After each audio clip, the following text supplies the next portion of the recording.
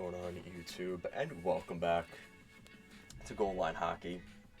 It's your boy Kevin Forte, and today we are taking a look at a little bit of a different video. And the Arizona Coyotes, I wanted to really dive into the history of this team, and I think they're very misunderstood.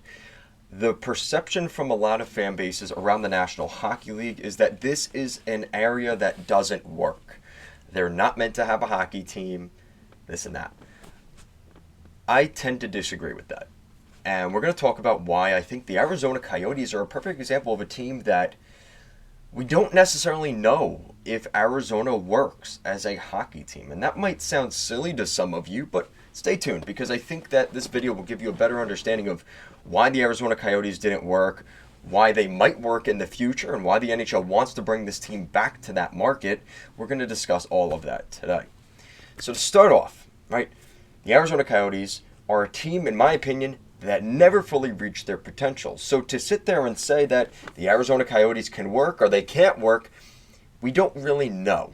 And I want to start off with that because I think a lot of Coyotes fans, if they're watching this video, are going to probably say that, and hopefully they do, because I think that that is a huge part of this situation. And there's a lot of other factors that are involved. A little bit of luck, bad ownership at certain points that really could have swayed how things went for the Coyotes, and the lack of success on the ice. And all those things kind of culminate together to create the public perception that we have for the Coyotes here in 2024, ultimately leading them to now leaving for Salt Lake City, Utah, and now the potentially false hope of a team coming back. So, let's start off with when this team came to the National Hockey League. It was 1996, before I was even born. 1996, the Arizona Coyotes are relocated. The relocation of the Winnipeg Jets, the former and original Winnipeg Jets.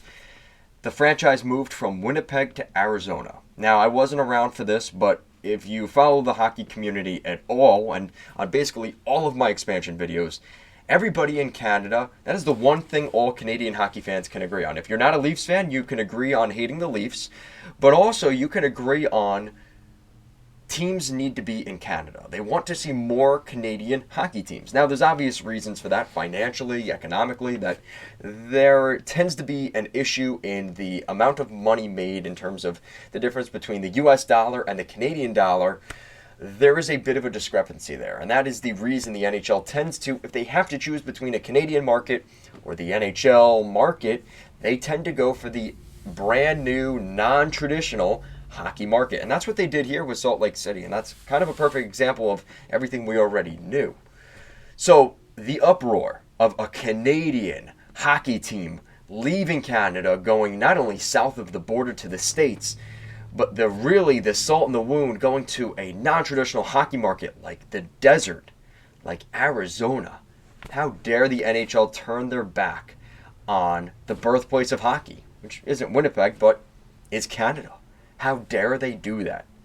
And there was a huge, for years, really even up until now still, there is still a distaste for the Arizona Coyotes from most Canadian fans because they know that they lost a Canadian hockey team to, like I said, not only the United States, but to the desert of Arizona. So right off the bat, there was already a little bit of a hatred of this team before they even played their first game out there in Arizona. And that team would be called the Phoenix Coyotes. The Phoenix Coyotes would start their play in America West Arena. And America West Arena was never meant to be a hockey arena. And that's really something you have to remember here. Let me find the picture. Nope. My bad, guys. You could tell I'm new to this. The America West Arena was the first arena that they played in. And the problem with this arena, if you remember the Islanders when they played at the Barclays Center, very similar situation. It was an arena built for basketball. And they tried shoving an NHL hockey team in there. It didn't work. And it didn't work with the Coyotes, and it didn't work with the Islanders. And the Islanders' solution was a little bit more kind to them than it was for the Coyotes. But the point remains the same. There was sightline issues, the atmosphere, just a lot of things that didn't work at West Arena. And basically, the second that team stepped into Phoenix, where they also played with the Phoenix Suns, there was already plans to put a new building, or at least relocating the Coyotes to a legitimate home. Now, this would be very quickly the first ownership change in the franchise's history. From 1996 to 2000, there was a span of basically 3 owners that were kind of in and out, and then eventually a majority ownership went to one person before 2000, where they ultimately made the first sale of this team as the Phoenix Coyotes, sending the team to developer Steve Ellman. Steve Ellman would take over the team in 2000, and this was hopefully going to be the guy that would send this team into a new forever building. In 2001, the former Los Arcos mall site was in Scottsdale. The plans for that ultimately fell through, and that was kind of the first arena failure in the Arizona or Phoenix Coyotes franchise history. And this is going all the way back to 2001. Over 2 decades now, the Coyotes have struggled to get a land bid and an arena built in Arizona. So that was the first one. The 2003-2004 season, they finally seemingly fixed the issue, moving the team to Gila River Arena, or Gila River, I think it's Gila River Arena, which was no longer in Glendale. No longer in Scottsdale, because they played in Scottsdale. So they were no longer in Scottsdale, they moved to Glendale, which is where the team was in Arizona, with Gila River Arena. In 2005-2006, the team was sold to trucking magnate Jerry Moyes, and that is the now second time that we have seen a huge ownership change. Like I said, in the first 3 years of this franchise, there was 3 owners to start, and eventually they moved it down to less than that. And like I said, this is where we saw the team playing at, there you go, Gila River Arena, and then Jerry Moyes becoming the owner. Now, in 2008, it was a rough year for the Arizona Coyotes. This was not something that the NHL was able to really keep hush-hush, but unfortunately, in 2008, the team lost $54.8 million. That's right. $54.8 million in a 12-month span. Lost, vanished, evaporated, eviscerated, whatever word you want to use. $54.8 billion for the Arizona, or the Phoenix Coyotes at this time. The Phoenix Coyotes had lost. And in 2009, the NHL was reportedly paying the bills to keep the team. Moyes put the team into bankruptcy in 2009, and this is when a lot of fan bases started to have that hatred toward the team, because not only was the team not producing or carrying their weight, they were now actually a net loss in terms of profit for the rest of the National Hockey League. And now it was becoming to the point where Gary Bettman was sacrificing the future of the rest of the NHL teams for whatever would be the best interest of Arizona or Phoenix, and that was not looked on fondly.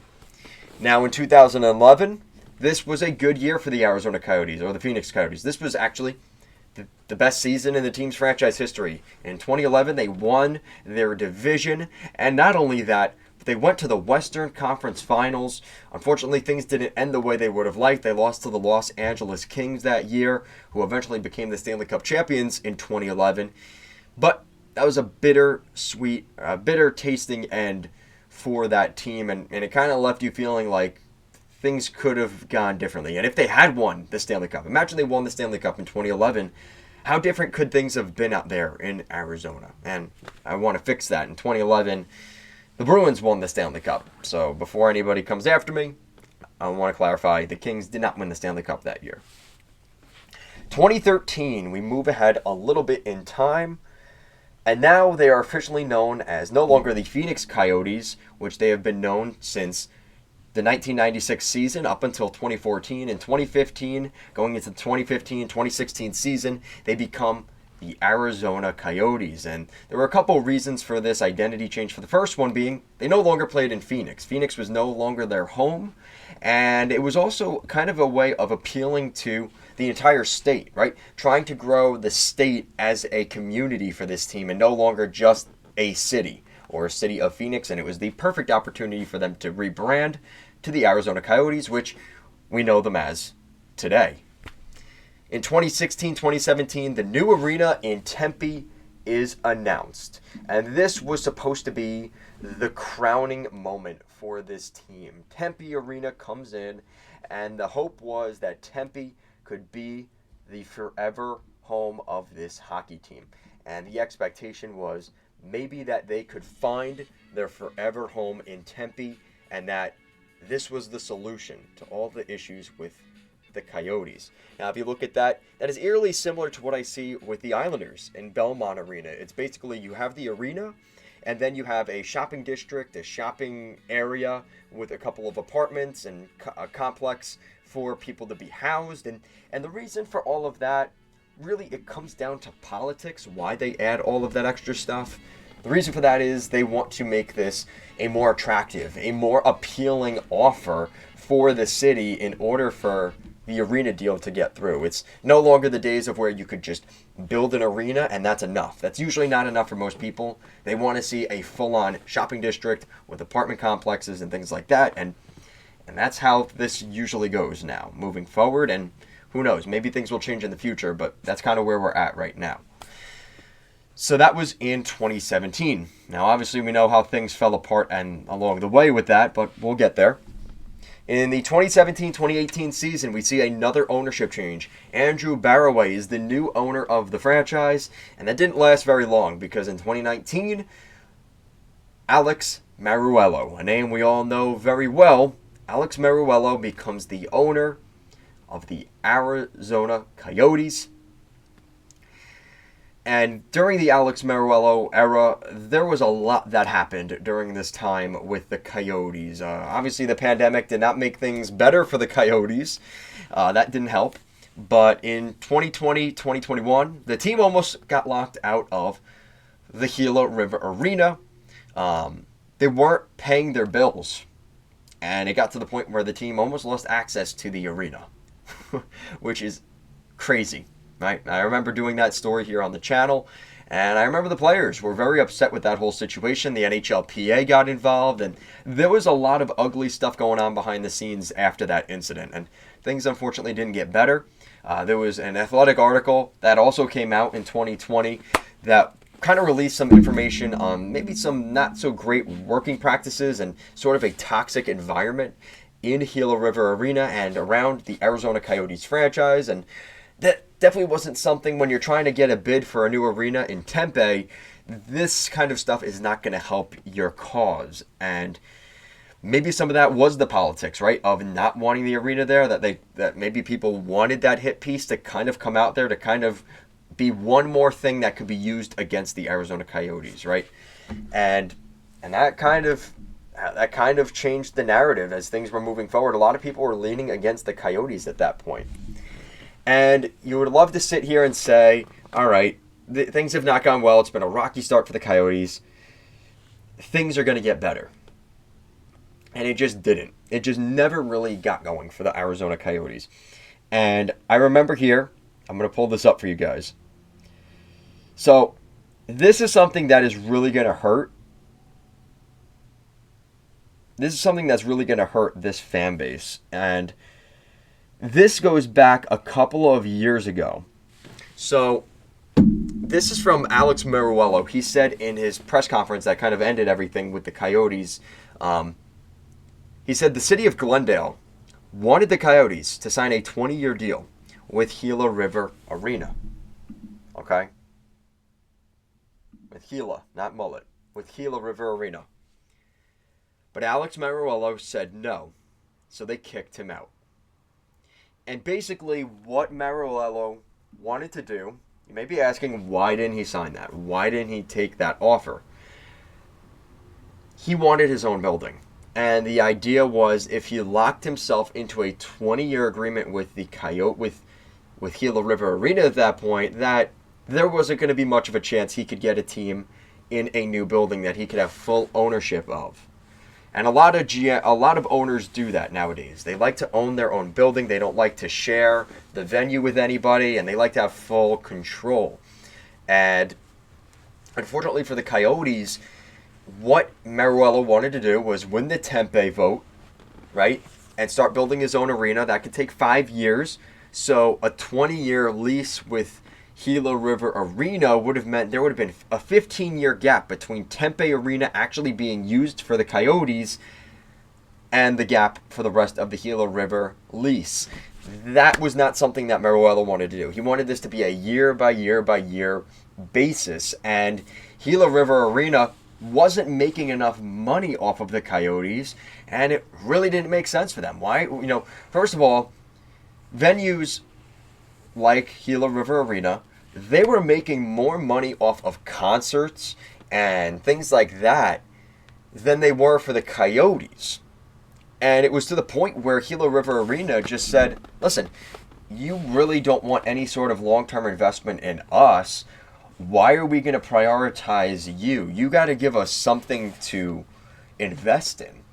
And that is something that I know a lot of people would get frustrated by. Like, why wouldn't Gila River just do the year-by-year basis? Because they were going to prioritize their venues for concerts over NHL games in terms of scheduling and things like that. So if they were going to prioritize the Coyotes, they wanted to know they were going to be there for some time. And like I said, because Meruelo wanted a new building, that wasn't going to be feasible for him. But that was an offer on the table, and he decided not to take it.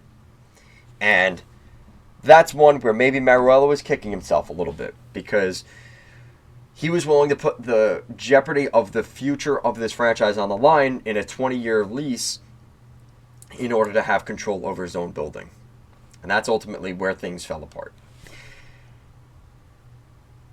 So now we get to this season, 2022-2023. Here we are. And the team would be playing at Mullet Arena. This was never supposed to be a long-term fix. Mullet Arena is an ASU, Arizona State University. That's right. This is a college campus arena where the Arizona Coyotes had played this season out of. And it was seen as a joke. And a lot of people were really saying this team is ridiculous. There's no way they can play at a college arena for the next couple of years. Because if they let this last for this year, they're going to let it go for a decade. And the NHL is terrified of the idea of a NHL team playing legitimate playoff hockey, or God forbid, Stanley Cup playoff or finals or Western Conference hockey at Mullet Arena. This is not something that is sustainable. And that ultimately is why the team is no longer there. The NHL decided that at the end of the day, if this was going to go on for a couple of years, the NHL wanted out, and the owners of the NHL wanted out. And this is something from Greg Wyshynski, where the NHL could have tolerated 2 more years at Gila River, or at Mullet Arena. 2 more years at Gila River. 2 more years at Tempe. Sorry, guys. 2 more years at Mullet. 2 years at Mullet, okay? The NHL was okay with that. But the timeline shifted because Tempe fell through. They had to move to a situation where the timeline was now from 2 years, and at this point would have been 3 seasons at Mullet Arena.